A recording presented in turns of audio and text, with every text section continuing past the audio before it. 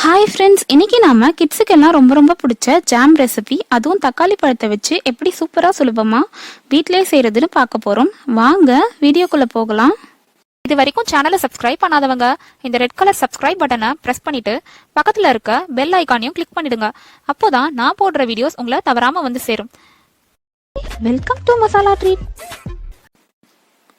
இன்னைக்கு நான் இந்த தக்காளி ஜாம் பண்ணுறதுக்கு கிட்டத்தட்ட 1/2 கிலோ அளவுக்கு தக்காளி பழத்தை எடுத்து வச்சிருக்கேன். நல்லா பழுத்த தக்காளியாக பார்த்து எடுத்துக்கோங்க. நம்ம தக்காளியில் இருக்க இந்த நடுவில் இருக்க பகுதியை நம்ம வெட்டி எடுத்துடலாம்.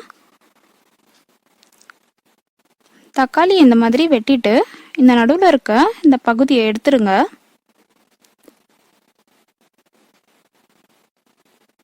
பாருங்க, இதை வெட்டி எடுத்து போட்டுருங்க. தக்காளியை ஓரளவு வெட்டிக்கோங்க. பெருசு பெருசாக வெட்டினாலும் பரவாயில்ல, நம்ம ஏன்னா இதை அரைக்க தான் போகிறோம். இதே மாதிரியே எல்லா தக்காளி பழத்தையும் வெட்டி எடுத்ததும் இதில் பாதி அளவை மட்டும் மிக்சி ஜார்க்குள்ளே போட்டுக்கலாம். ஏன்னா மொத்தமாக போட்டால் இந்த மிக்சி ஜார் பத்தாது, அதுக்காக பாதி அளவு போட்டிருக்கேன்.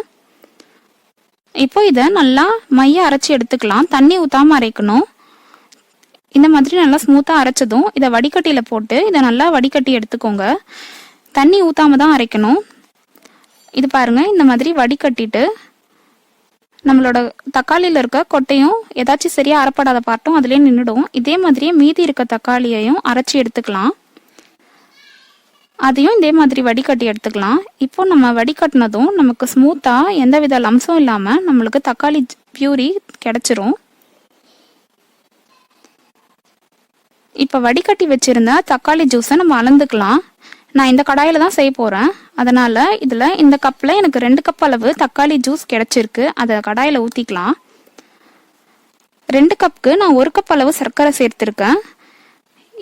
எவ்வளோ அளவு வருதோ அதில் பாதி அளவுக்கு சர்க்கரை சேர்த்திங்கன்னா உங்களுக்கு கரெக்டாக இருக்கும். இது கூட 1 பிஞ்ச் அளவு உப்பு சேர்த்துக்கோங்க. அப்போ நம்மளோட சர்க்கரை அளவு தூக்கி கொடுக்கும். அதுக்காக தான். இது எல்லாத்தையும் நல்லா ஒரு முறை கலந்து விட்டுட்டு இதை அப்படியே எடுத்து நம்ம ஸ்டவ் மேலே வச்சுக்கலாம். இது ஹை ஃப்ளேமில் வச்சுட்டு நல்லா கலந்து விட்டுட்டே இருங்க. நம்ம சர்க்கரை சேர்த்துருக்க சர்க்கரை எல்லாம் கரைஞ்சி இது நல்லா கொதிக்க ஆரம்பிக்குது பாருங்க. இந்த மாதிரி கொதிக்க ஆரம்பித்ததும் இதை மீடியம் ஃப்ளேமில் வச்சுட்டு அப்பப்போ கலந்து விடுங்க. இதை கைவிடாமல் கலரணும்னு அவசியம் இல்லை, அப்பப்போ கலந்தா போதும். பாருங்க, எவ்வளோ சூப்பராக கலர் எல்லாம் மாறி ரெட்டாக வந்திருக்கு பாருங்க. பார்க்கவே எவ்வளோ சூப்பராக இருக்குது. இது பாதி அளவு சுண்டிடுச்சு. இந்த ஸ்டேஜில் நீங்கள் லோ ஃப்ளேமில் வச்சுக்கோங்க. வச்சுட்டு இதுக்கு 1 ஸ்பூன் அளவுக்கு நெய் சேர்த்துக்கோங்க. நெய் சேர்த்திங்கன்னா நல்லா பலப்பலன்னு ஜாம் கடையில் விற்கிற மாதிரியே சூப்பராக இருக்கும்.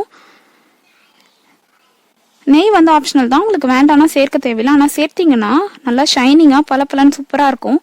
இப்போ நம்மளோட தக்காளி ஜாம் நல்லா சுண்டி வெந்து வந்துடுச்சு. இப்போ இது பாருங்க, இது செக் பண்ணுறதுக்கு இந்த மாதிரி கோடு போட்டிங்கன்னா கோடு மாதிரி நடுவில் வரணும். அதுதான் கரெக்டான பதம். இது கரெக்டாக பதம் வந்துடுச்சுன்னு அர்த்தம். இப்போ இதை இன்னொரு மாதிரி செக் பண்ணலாம். இந்த மாதிரி கரண்டியில் எடுத்து தூக்கி இப்படி போட்டிங்கன்னா இது பாருங்க, சொட்டு சொட்டாக வந்து விழுது. மொத்தமாக வந்து விழாமல் இந்த மாதிரி வந்ததுன்னா அது கரெக்டான பதம். இது ஹை ஃப்ளேமில் வச்சிங்கன்னா பாருங்க, இந்த மாதிரி பபுள்ஸ் வருது. நுரை எதுவும் வராமல் இந்த மாதிரி பபுள்ஸ் வந்தால் இதுவும் ஒரு விதத்தில் செக் பண்ணிக்கலாம். இப்போ நம்மளோட தக்காளி ஜாம் தயாராகிடுச்சு. இதை நல்லா ஆற விட்டுருங்க.